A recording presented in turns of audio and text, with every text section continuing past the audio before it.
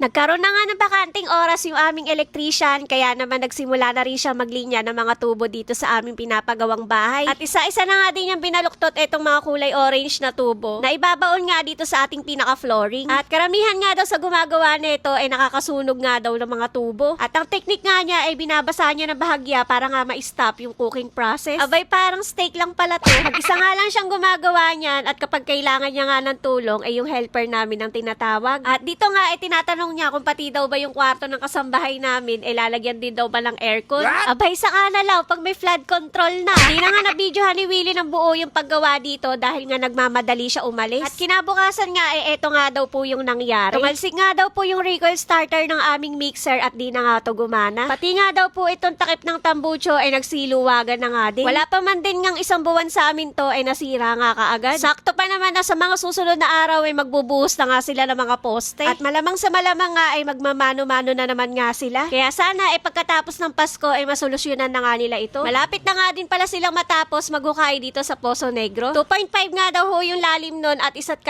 tao nga daw kung susukatin. At habang wala nga daw munang ginagawa yung iba ay pinahukay muna ni Foreman yung dito sa pinakabakod natin. At makalagyan na nga din daw ng bakod to ni Foreman para nga daw yung mga lupa ay maipasok na dito sa loob. At eto nga hong isa ay tuloy-tuloy pa rin sa paglalagay nga ng mga anilyo. Pati nga ho itong pang 12 poste ay nakatayo lang nga din. Mainam na nga lang na bago masira yung mixer ay nabuhusan na nga nila itong pinaka-flooring. At yung ibang parte nga dito ay alam ko minano-mano na nga lang nila yung halo. Literal talaga na nakaka-stress magpagawa ng bahay. Pero syempre smile pa din tayo at baka may bahay nga ako ay pumangit naman ako. Abay, hindi naman ako papayag no. Dito nga sa sinusukatan ni Foreman ay nakuha na nga nila yung 2.5 na lalim. At nagtusok nga din sila ng bakal doon. Hindi ko nga lang alam kung palatandaan ba iyon. Meron nga din silang nilagay dito na panukat na hose na may tubig. Panukat ata iyon kung pantay na inahuhukay nila. Kung mali nga ako ay i-comment nyo na nga lang ho kung para saan nga ho iyan. At dito nga banda ay kulang pa ng bahagya yung sukat ng lalim kaya hinukay pa ulit nila to. Kaya naman bago nga kami umuwi ay natapos na nilang hukayin nitong Poso Negro. At eto na nga ho yung araw-araw nyong inaabangan na aerial shot nga ng pinapagawa naming bahay. Medyo malinis na nga ho itong tignan at mabilis na nga silang nakakagalaw. At lalo na nga ho ako na-excite dahil feeling ko nga ay matatapos na to bukas. Kakahamon nyo nga kay Foreman ay ang dami tuloy na babago araw-araw. Abay, baka gusto nyo kami padala ng lechon para lalong ma-motivate si Foreman. Kidding aside, lalo nga namin nakita yung lawak ng aming bahay nung nalagyan na nga ng flooring. At dyan nga sa tinatayuan namin ni Willie yung magiging dining area nga namin. At mas nakakapagsukat na nga din kami ng maayos para nga dun sa mga ilalagay namin. Kaya naman hanggang dito na nga lang ho ulit yung update ko sa inyo ngayong araw. At advance Merry Christmas na nga din po pala sa inyong lahat. Kaya naman, wag mo kakalimutang i-follow. Bukas na lang ulit.